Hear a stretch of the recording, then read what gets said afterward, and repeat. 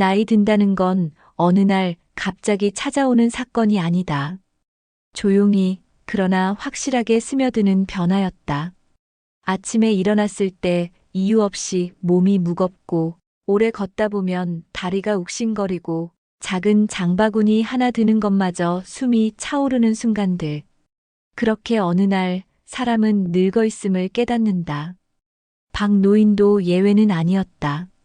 젊은 시절 그는 누구보다 건강했다. 새벽마다 동네 뒷산을 오르고 혼자서도 먼 곳까지 여행을 다닐 만큼 기운 넘치던 사람이었다. 하지만 이제는 산책조차 조심스러워졌다. 이따금 무릎이 저릿하고 발끝에 힘이 빠지는 날이면 그는 마음속 깊은 곳에서 조용히 한숨을 삼켰다. 그러던 어느 날 박노인은 생각했다. 나도 이제 준비해야겠구나. 준비해야 할 것은 단순한 노후가 아니었다. 어디서, 어떻게, 누구와 살아야 할지, 삶의 마지막을 어떤 모습으로 마주할지, 그에 대한 결정이 필요했다. 대부분의 노인들이 그렇듯 박노인 앞에도 몇 가지 선택지가 놓여 있었다. 첫 번째는 자녀들과 함께 사는 것. 그래도 자식들이 있잖아. 사람들은 쉽게 그렇게 말한다. 하지만 박노인은 알고 있었다. 세대 차이란 단순한 취향의 문제가 아니라 삶을 바라보는 방식 자체가 다르다는 걸. 아무리 사랑하는 가족이라 해도 함께 사는 건 결코 쉽지 않았다. 두 번째는 간병인을 고용하는 것. 24시간 돌봄이 필요한 노년기에 간병인은 큰 도움이 될 수 있었다. 그러나 현실은 냉혹했다. 한 달 평균 200만 원이 넘는 비용은 박노인 같은 평범한 은퇴자에겐 엄청난 부담이었다. 연금만으로는 턱없이 모자랐다. 자녀들에게 손을 벌리고 싶지도 않았다. 자존심이 허락하지 않았다. 세 번째는 요양원에 입소하는 것. 요양원은 기본적인 생활을 보장받을 수 있는 공간이다. 하지만 자유는 없다. 정해진 시간에 일어나고, 정해진 식사를 하고, 정해진 규칙을 따라야 했다. 낯선 사람들과의 공동생활은 쉽게 지치게 만들었다. 박노인처럼 평생 독립적으로 살아온 사람에게는 너무 큰 제약이었다. 그는 결국 깨달았다.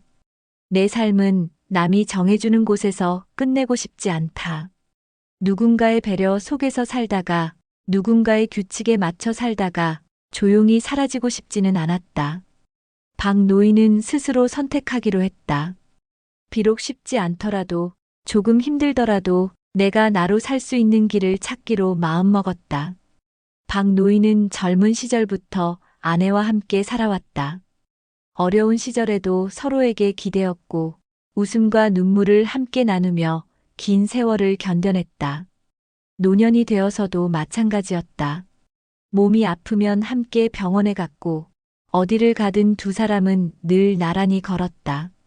아내가 있던 시간에는 노후라는 단어조차 무색했다. 언제나 곁에 있을 거라 믿었기에 박노인은 노년에 대한 두려움을 진지하게 고민해 본 적이 없었다. 하지만 아내가 세상을 떠난 그날, 박노인의 세계는 무너져 내렸다. 침묵이 집안을 가득 채웠고 함께 나누던 식사 시간은 텅 빈 테이블 위에 홀로 남았다. 밤이 깊어갈수록 외로움은 더욱 짙어졌다. 그래도 애들이 있으니 그는 자신을 위로해 보려 했다. 자녀들은 분명 사랑하는 마음으로 다가왔다.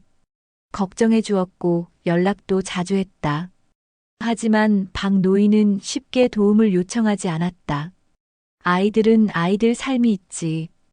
괜히 짐이 되면 안 되지. 혼잣말로 스스로를 다독이며 그는 조심스레 하루하루를 버텼다. 그러던 어느 날 작은 사고가 찾아왔다. 평소처럼 집 근처 공원을 산책하던 박노인은 낡은 보도블록 사이에 튀어나온 작은 돌에 발이 걸렸다. 순간 균형을 잃고 그대로 바닥으로 고꾸라졌다. 무릎은 바닥에 세게 부딪혔고 팔꿈치는 찢어진 채 피가 흘렀다. 숨을 가다듬으려 했지만 몸이 말을 듣지 않았다. 잠시 후 지나가던 동네 이웃이 그를 발견하고 달려왔다. 박 어르신, 괜찮으세요? 덜덜 떨리는 손을 부여잡으며 박 노인은 간신히 고개를 끄덕였다. 구급차가 도착해 병원으로 옮겨졌다. 진료를 받은 결과 다행히 큰 골절은 피했지만 6달 이상 절대 안정이 필요하다는 진단을 받았다. 자녀들은 놀라서 병실로 달려왔다. 아버지, 이제 저희 집에 오세요. 돌봐드릴 테니 걱정 마세요. 박 노인은 고마웠다. 그런데 마음 한구석에는 이상한 불안감이 피어올랐다. 과연 오래 버틸 수 있을까? 그 예감은 오래 지나지 않아 현실이 되었다. 박 노인은 병원 침대에 누워 자녀들의 얼굴을 바라보았다. 그들의 걱정스러운 표정은 진심이었다. 그러나 그 눈빛 안쪽 어딘가에 설명할 수 없는 미묘한 불편함이 스쳐가는 걸 그는 놓치지 않았다. 아버지, 제 집으로 오세요. 방 하나 비워놨어요. 아니야, 형네는 너무 멀어. 아버지, 우리 집으로 모시는 게 나을 것 같아. 서로 자발적으로 돕겠다는 자식들의 모습은 감동적이었지만 박 노인의 가슴 한편은 이상하게도 서늘했다. 결국 가족회의 끝에 박 노인은 자녀들의 집을 번갈아가며 지내기로 했다. 몇 달 단위로 이 집, 저 집을 옮겨 다니며 회복할 시간을 가지자는 것이었다. 처음에는 모두가 최선을 다했다. 방 안에 TV도 놓아주고 식사도 정성껏 준비해 주었다. 자녀들은 바쁜 와중에도 시간을 내어 박 노인의 약속을 챙기고 병원에 함께 가주었다. 그러나 시간은 모든 것을 드러내는 법이었다. 며칠이 지나자 작은 균열이 생기기 시작했다. 식사 시간이 되면 가족들은 각자 바쁜 일상에 쫓겨 따로 식탁에 앉았고 박 노인은 방으로 음식을 가져다 받아야 했다. 아버지, 이거 드세요. 저희는 회식 있어서 늦어요. 아버지, 오늘은 제가 야근이라 식사는 냉장고에 있습니다. 사소해 보이는 말들이 박 노인의 가슴에 잔잔한 파문을 일으켰다. 그는 점점 말수가 줄어들었고 웃음도 사라졌다. 자녀들의 집은 편안한 안식처가 아니라 언제나 어딘가 조심스러워야 하는 공간이 되어버렸다. 내가 이 집의 손님이구나. 박 노인은 뼈저리게 깨달았다. 자식의 집은 부모의 집이 될 수 없다는 사실을. 어느 날 작은 일이 있었다. 아침 일찍 깨어난 박 노인이 거실에 나와 커피를 끓이려 했을 때였다. 잠옷 차림의 손주가 나오며 눈을 비비더니 무심히 말했다. 할아버지, 여긴 엄마 아빠 집이야. 맘대로 하면 안 돼.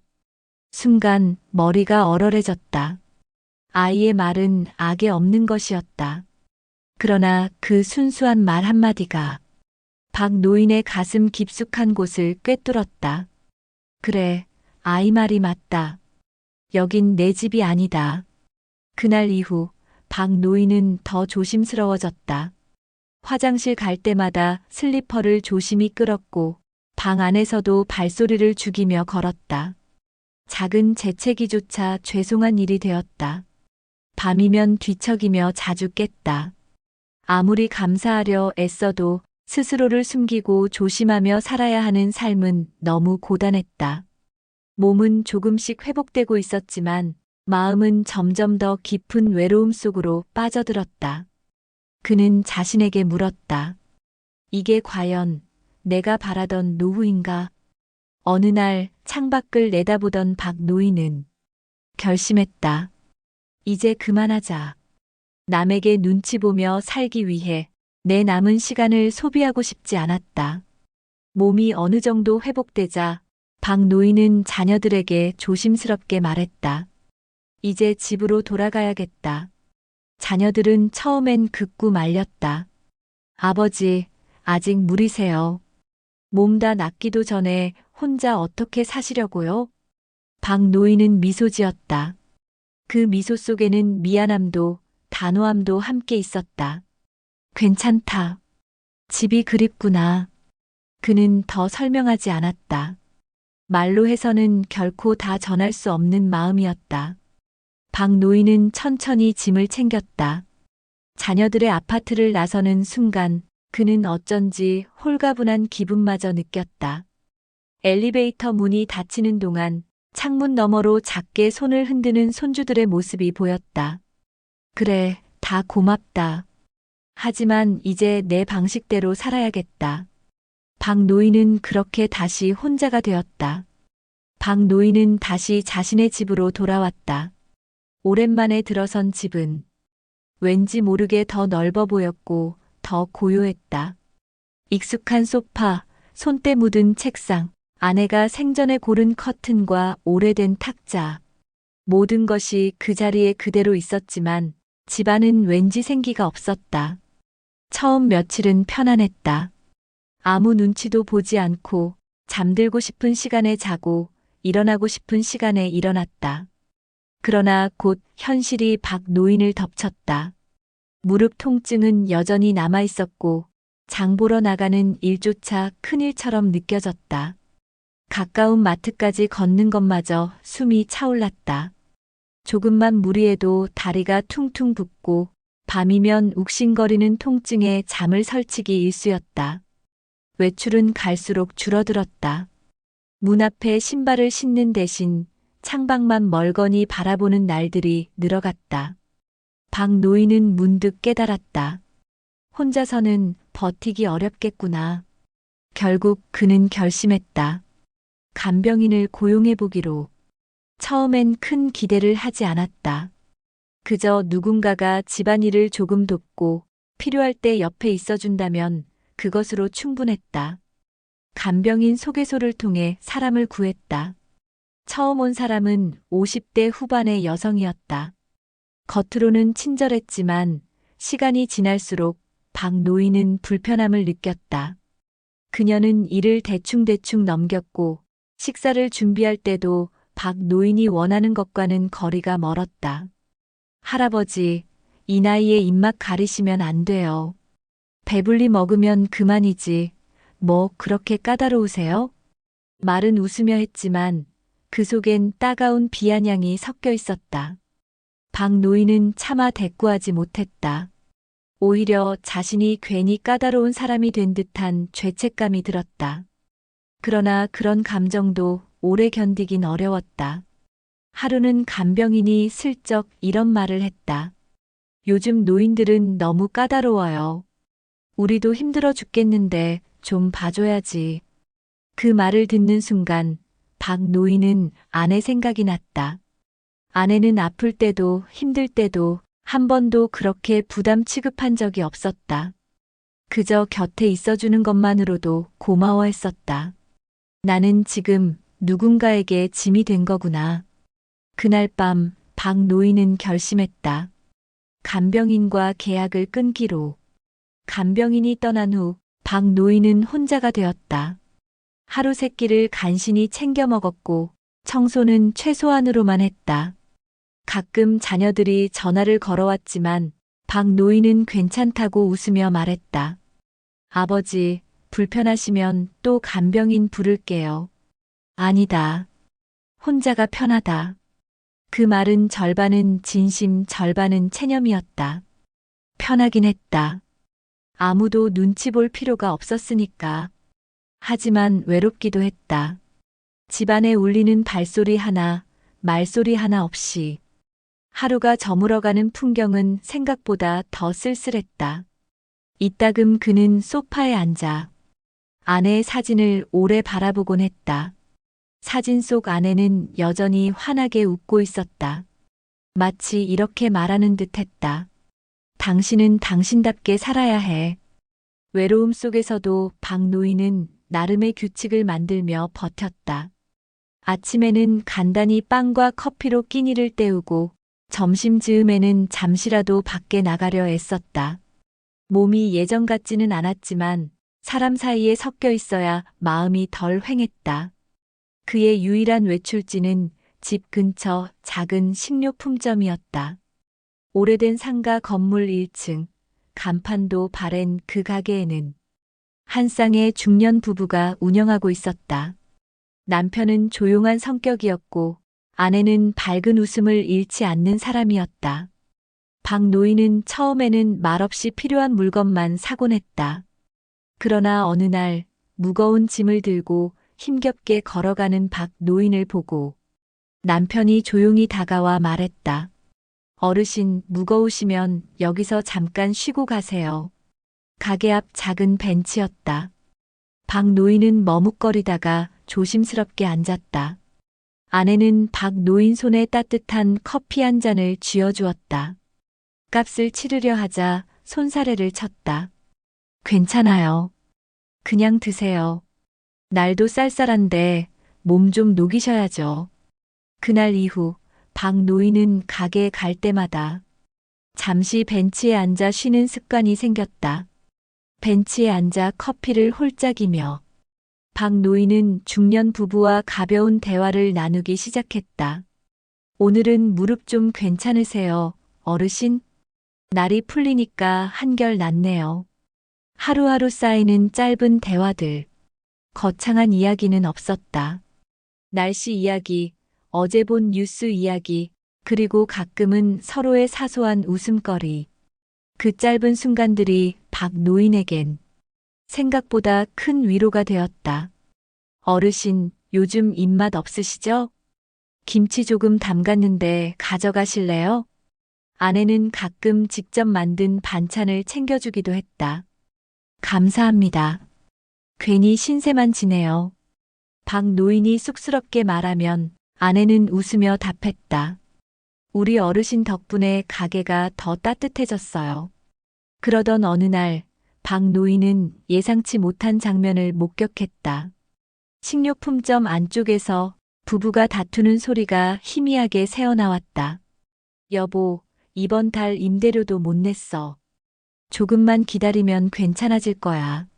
남편은 차분히 말했지만 아내의 목소리에는 눈물이 섞여 있었다. 우리 딸 학원도 끊어야 하나 봐. 아무리 해도 버티기 힘들어. 박 노인은 발걸음을 멈췄다. 문득 가슴이 저릿했다.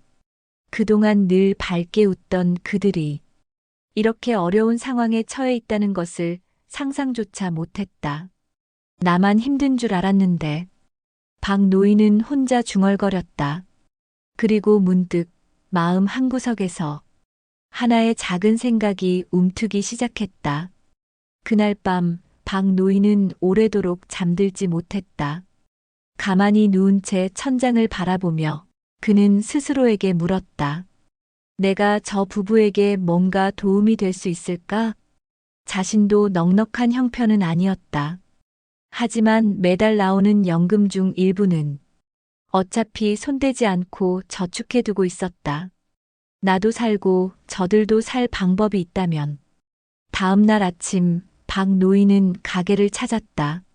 그리고 부부가 한가할 틈을 봐 조심스럽게 말을 꺼냈다. 혹시 이런 제안은 어떨까요? 제 집에 하루 2번 정도 들러서 가볍게 식사만 챙겨주시고 집안일 조금만 도와주시면 좋겠어요. 부부는 놀란 눈으로 박 노인을 바라보았다.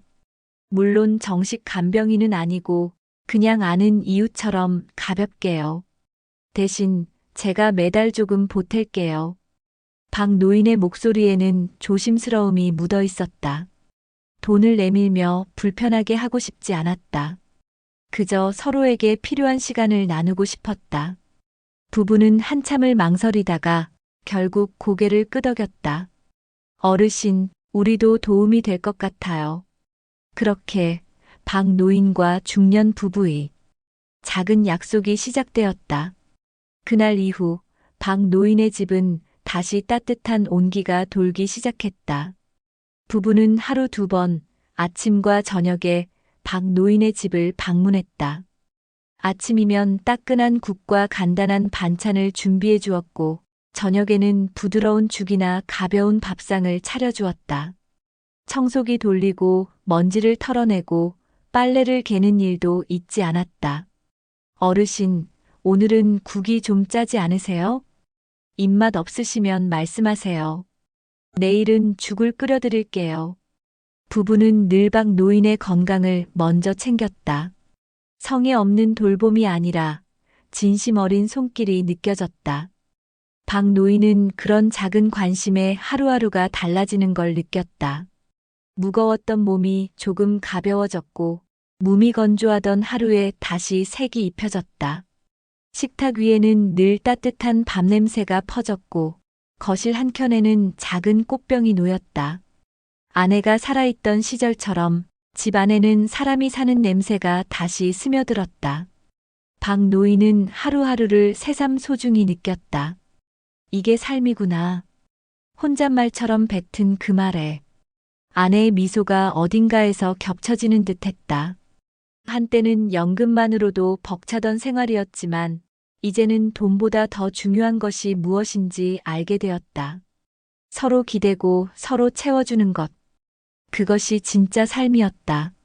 그러던 어느 날 박 노인은 부부의 속내를 우연히 듣게 되었다. 마트 부부는 여전히 힘든 상황이었다.